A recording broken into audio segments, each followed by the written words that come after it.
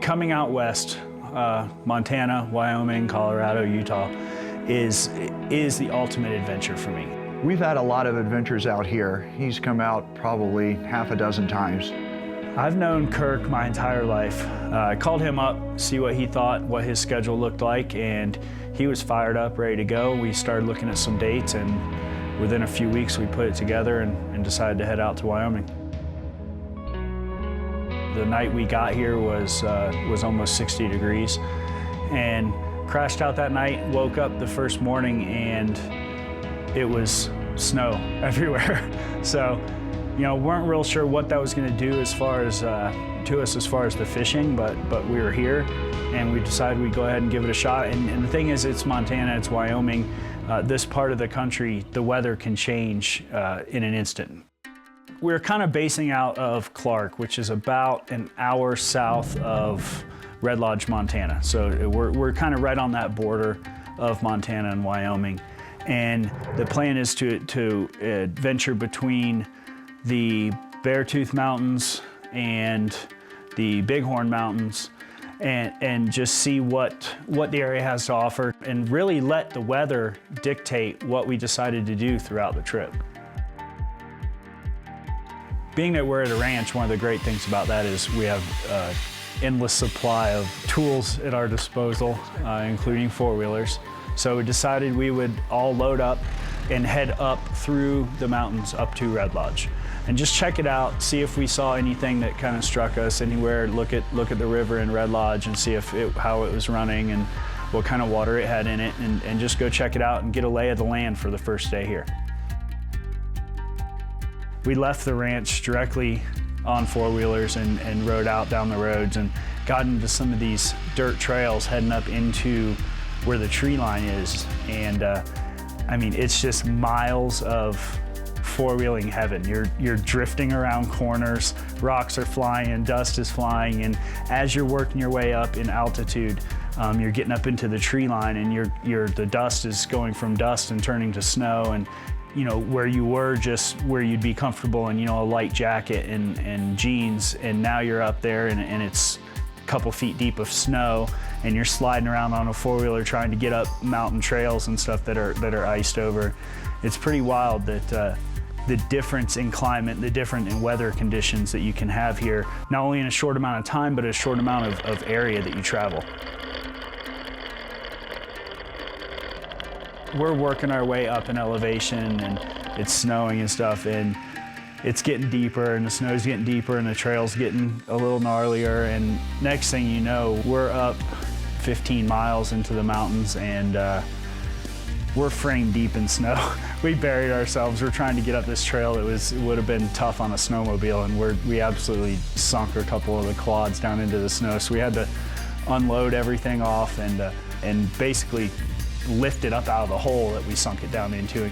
The four-wheeling adventure that we had up into the Beartooths was, it's always nice to see other people's expressions on their face. And Chris and the crew, you could tell they were having a really good time thrashing up the trails and drifting around corners and getting into the snow and the mud. You know, it's funny, us being from Florida, we love the snow. You know, we think it's like the greatest thing ever. We're up there, you know, snow's falling, the trees are covered in snow, we can barely make it up these trails, and it doesn't even matter to us. You know, the whole crew's out having a good time, taking pictures of each other and you know, riding around and laughing and falling down. It's just, it's pretty funny. You get a bunch of Florida boys up into the mountains of Wyoming and Montana in the middle of February, and we're pretty easily entertained.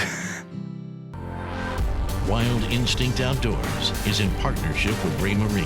Go hunting underwater with Ray Marine.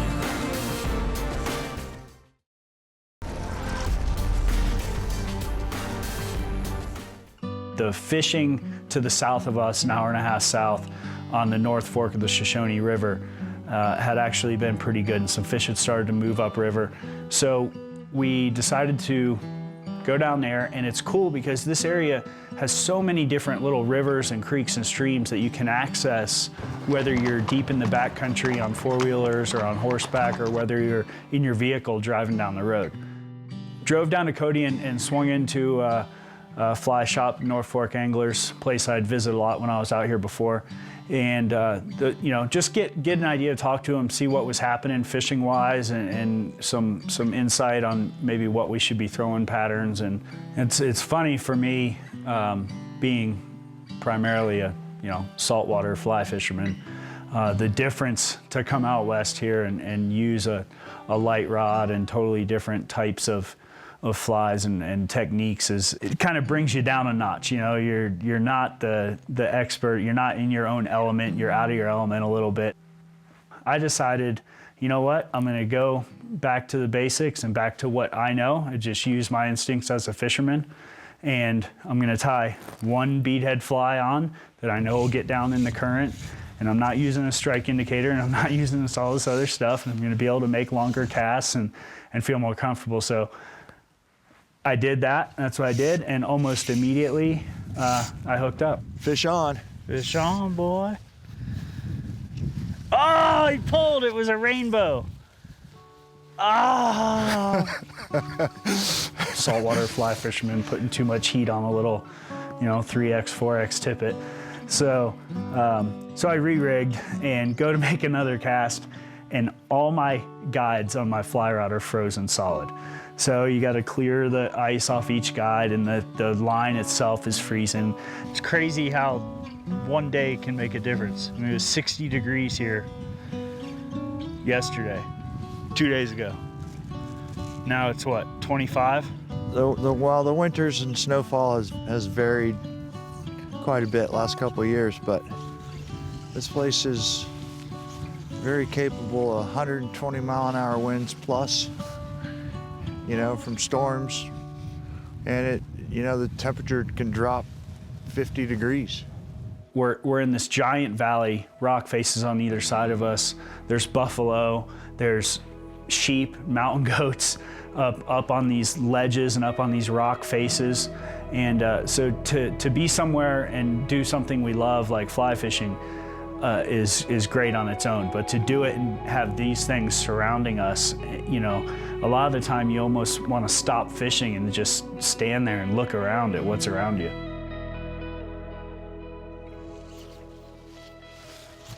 I found a nice little seam in the water, and I'm like, it looked really fishy, so I figured I'd walk out on this little rock outcropping and make some casts and see what happens. And almost immediately, one of my second or third casts, I had an eat. Unbelievable. Freezing cold. Please stay buttoned up. It's a good rainbow, I think. Yes. I mean, my eyelets are frozen.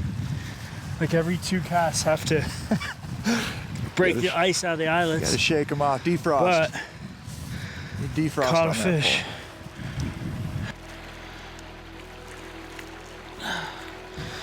Off he goes. Beautiful. The weather was pretty nice and it was looking good, and literally within a half an hour, it's blizzarding on me. The wind was out of my back, and now I'm standing out on this outcropping. The wind's directly in my face and blowing snow at me, and I'm trying to cast a 5-weight into a 15-knot wind with snow and whatnot. So it was challenging to say the least, but the fish were biting, and we caught a good amount of rainbow trout. Sweet. Awesome. That's a big fish, isn't it? I don't know.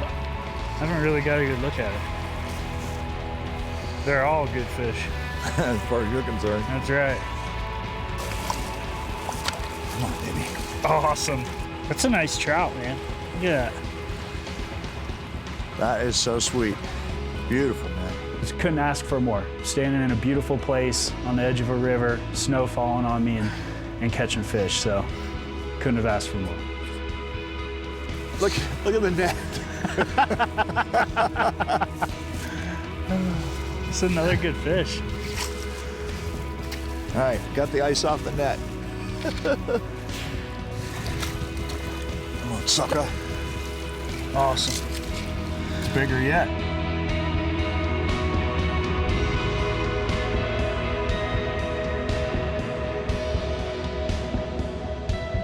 So the fishing out here if you want, you can pull right off the side of the road with your vehicle and fish a spot that looks good. And if you want, you can get as involved as you'd like in the adventure of finding fly water, you know, whether you're running across half-frozen rivers to access a little point out where you can fish a deeper spot, or whether you're taking horses up into a canyon, you know, looking for different waters along the way, or whether you're on four-wheelers or snowmobiles. It's a cool place. The adventure that comes along with coming out here to set out to fish is you never really know what you're going to get into, and you really have to kind of just fly by the seat of your pants as far as what your plan is and what the weather and what the situation dictates. Wild Instinct Outdoors is in partnership with Hooters, the cure for the common restaurant. The American Barrels, live free or die, a true American spirit.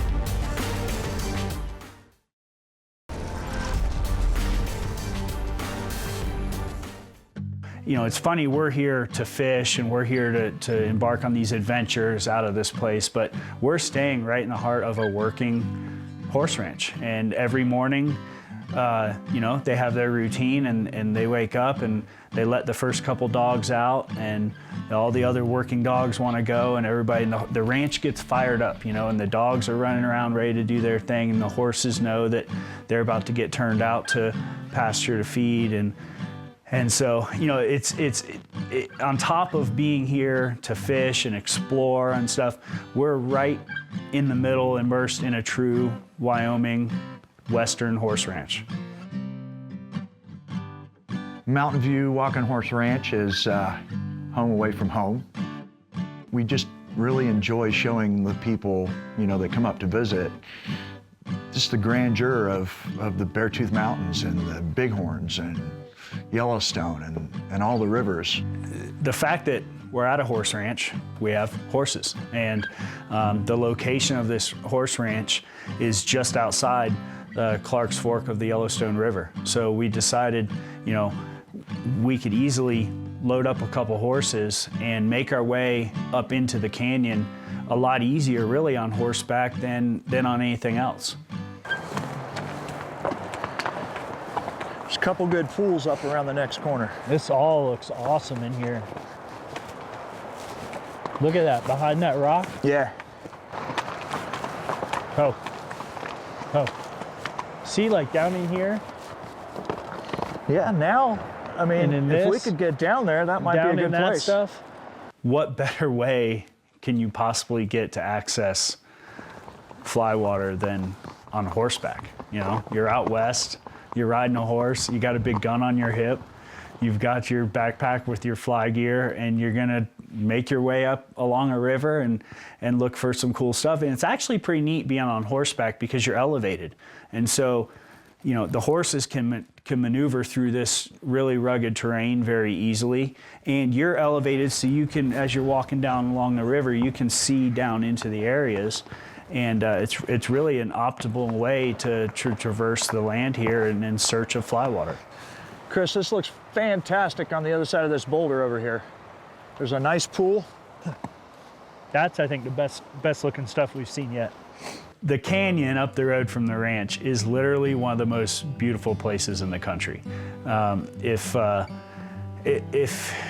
you haven't been out west, or if you have, you know what I mean. I mean, you walk in and it's one of those places where you just stop and look around, and you're looking down, there's a river running along beside you, and you know, clouds are peeling through the mountaintops up above you, and it's just it's an amazing area, and to get on horseback and kind of make my way up through there, it was cool. It was like I was right back at the ranch, fresh out of high school, and you know, it was really neat to get back in there.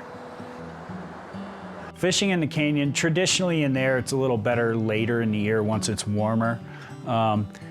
You know, I wasn't real sure how great the actual fishing would be in the canyon, but the fact is it's beautiful. It's an amazing place. So regardless of what you're catching, you're gonna have a good time going up and walking through there and exploring it. So found a couple areas that looked pretty good. Made my way down to some of the different little outcroppings of rocks and decided to go ahead and give it a try and see what I could catch.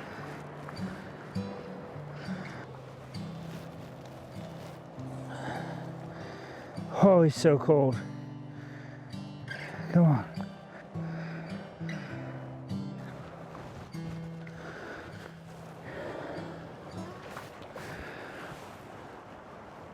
A lot of times I'll have people come up that either in the summer that want to see everything, and they're here for a week and they don't even come close. They venture into Yellowstone Park, which is about 60 miles away, and find that, yeah, its beauty is unending, but they have that same beauty right here in this area. Well, that was a sweet day. Yeah, man. That was awesome. Good to be back in the canyon, buddy. Yeah, it's been a while since you've been here, hasn't it? Yeah, it's been too long. Wild Instinct Outdoors is in partnership with XS Sight Systems, the fastest sights in any light. Boatmaster Trailers, the name that represents quality.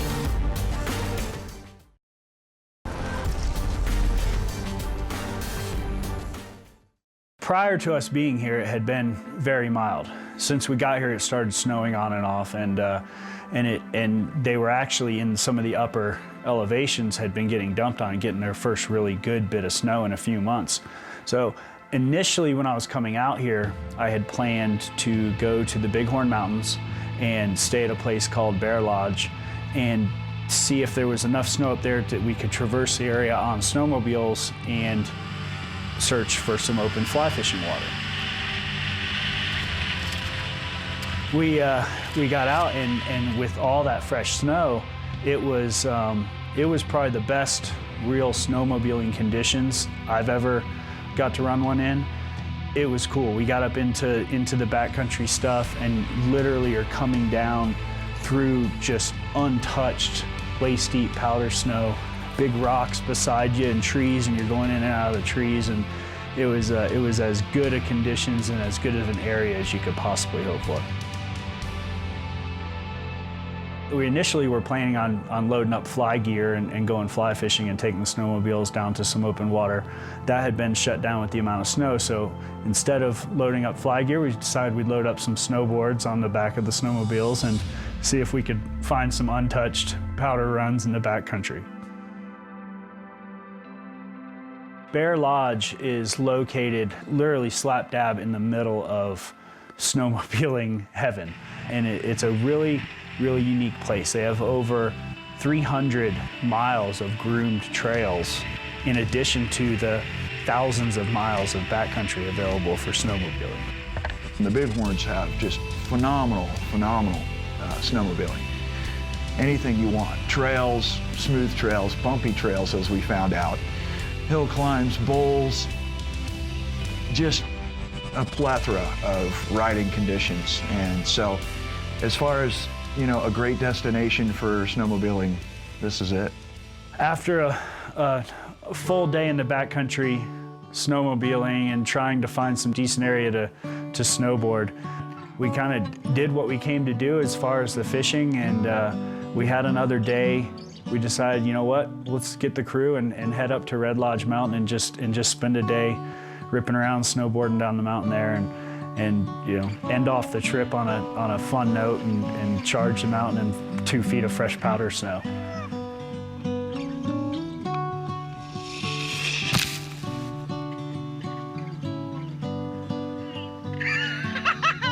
It's funny, you do these trips and everybody can relate with doing things in the outdoors, and sometimes you know, Mother Nature works against you, and sometimes Mother Nature works for you. And we literally just got off the mountain. We're done filming.